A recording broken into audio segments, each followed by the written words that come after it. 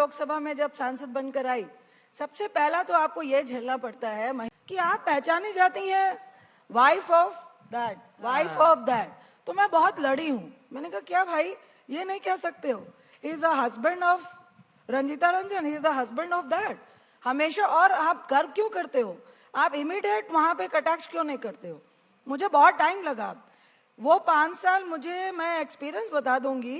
पप्पू यादव की पत्नी रंजीता रंजन एजेंडा आज तक के मंच पर पहुंची थी और वहां पर वह भड़क गए, गुस्से से आग बबला हो गए। दरअसल पप्पू यादव की पत्नी रंजीता रंजन को पप्पू यादव की पत्नी कहकर संबोधित किया गया था और इसी के कारण रंजीता रंजन भड़क गई, आग बबला हो गई और उन्हें यह पसंद नहीं है कि कोई उन्हें पप्पू यादव की पत्नी कहकर बुलाए। और इसी के साथ अब यह कयासों का बाजार गर्म हो चला है कि पप्पू यादव की अपनी पत्नी से सब कुछ ठीक नहीं है, उन दोनों का रिश्ता अब सब कुछ ठीक नहीं है। और इतना ही नहीं बल्कि दोनों के बीच तलाकों की खबरें भी आ रही है और बताया जा रहा कि दोनों के बीच कभी भी तलाक हो सकता है। इतना ही नहीं, ये भी बताया जा रहा कि पप्पू यादव की पत्नी और उनके बच्चे लगभग 2 सालों से उनसे अलग रह रहे हैं। और आखिर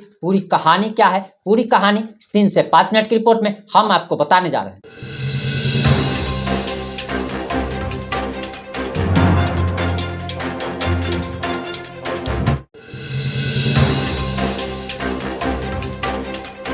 और इस बीच आपको बड़ी खबर बता दें, कांग्रेस एमपी रंजीत रंजन का बड़ा बयान सामने आया है। बड़ी खबर आपको पटना से बता रहे हैं, मैं और पप्पू यादव अलग रह रहे हैं। ये बड़ी खबर आपको बता रहे हैं, करीब 2 साल से अलग रह रहे हैं, हमारी राजनीतिक विचार अलग अलग है। तो ये बड़ी खबर आपको पटना से बता रहे हैं। उन्होंने आगे कहा कि हमारा उनसे कोई लेना देना भी नहीं है। नमस्कार, मैं प्रिंस कुमार सिंह और आप देख रहे हैं पॉजिटिव इंडिया। इस वक्त की सबसे बड़ी खबर राजधानी दिल्ली से आ रही है और आपको बताते चले कि एजेंडा आज तक के मंच पर पप्पू यादव की पत्नी रंजीता रंजन पहुंची थी और रंजीता रंजन के बयान के बाद अब उनके घर का झगड़ा खुलकर सामने आ गया है और हम आपको आगे वो सारी बात बताएंगे।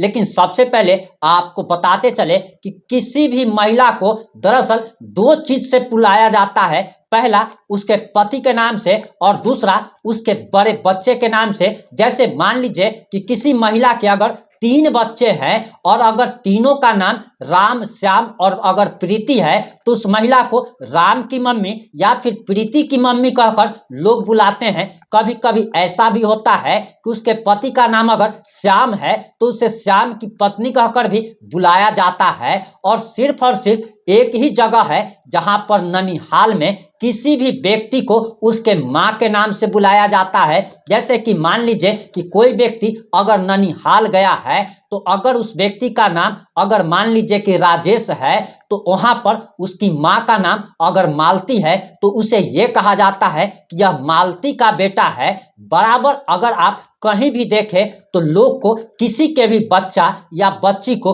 उसके पिता के नाम से ही जाना जाता है। उसी तरीके से किसी भी महिला की पहचान अगर कराई जाती है, इंट्रोडक्शन अगर कराया जाता है तो ये कहा जाता है कि ये फलाना बाबू की पत्नी है या फलाना बाबू की ये माँ है। लेकिन अब रंजीता रंजन को इस पहचान से दिक्कत हो रही है और रंजीता रंजन ने साफ कर खुलकर कह दिया कि उन्हें पप्पू यादव की पत्नी कहकर मत बुलाइए। यानी कि पप्पू यादव के नाम से ही रंजीता रंजन को इतनी नफरत हो गई है।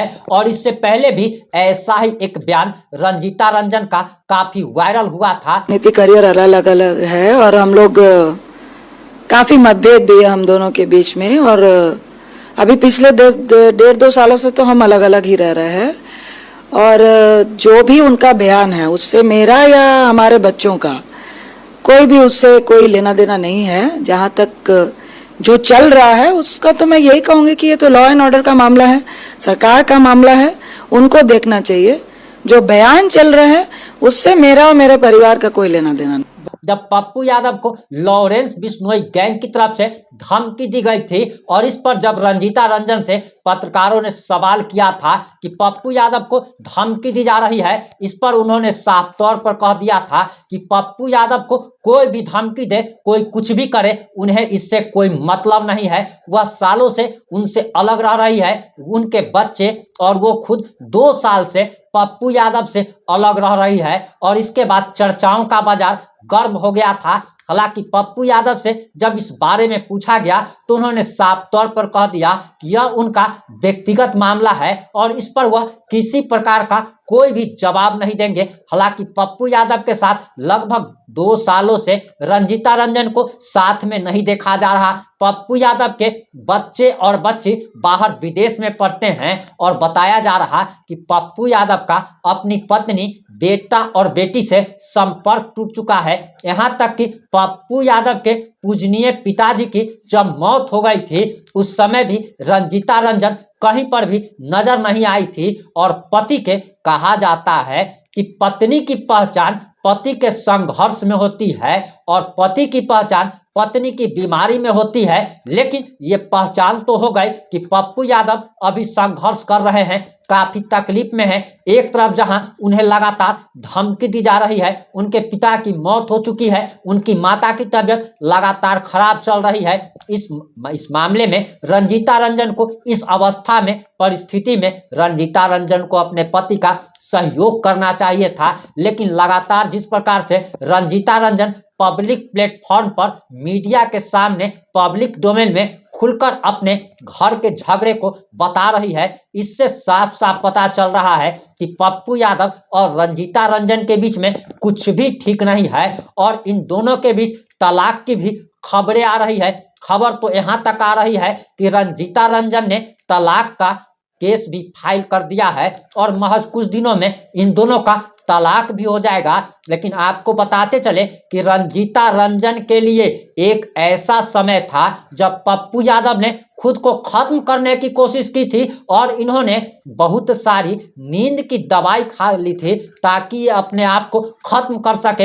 यानी कि इन्होंने अपने आप को खत्म करने की पूरी तैयारी की थी। आपको शायद ही यह बात पता होगा कि पप्पू यादव ने लव मैरिज की है। रंजीता रंजन दूसरे कास्ट से आती है, पप्पू यादव दूसरे कास्ट से आते हैं और इन दोनों की शादी एक बीजेपी नेता ने ही कराई थी। पप्पू यादव रंजीता रंजन जी से काफी प्यार करते थे और ये आजकल वाला प्यार नहीं था, बल्कि पप्पू यादव का प्यार काफी सच्चा था और दोनों कॉलेज में एक साथ पढ़ते भी थे। और बताया जा रहा कि पप्पू यादव ने रंजीता रंजन को पाने के लिए क्या क्या नहीं किए थे। लेकिन वही रंजीता रंजन अभी पप्पू यादव के खराब समय में, मुश्किल भरे समय में साथ छोड़ रही है। आपको क्या लगता है कि क्या पप्पू यादव और रंजीता रंजन के बीच अब सब कुछ खत्म हो चला है? अब पप्पू यादव के बच्चे उनसे अलग हो चुके हैं? आप जो भी सोचते हैं, जैसा भी सोचते हैं, अपनी प्रतिक्रिया जरूर दीजिएगा। जुड़े रहे हमारे साथ। जय हिंद, जय भारत।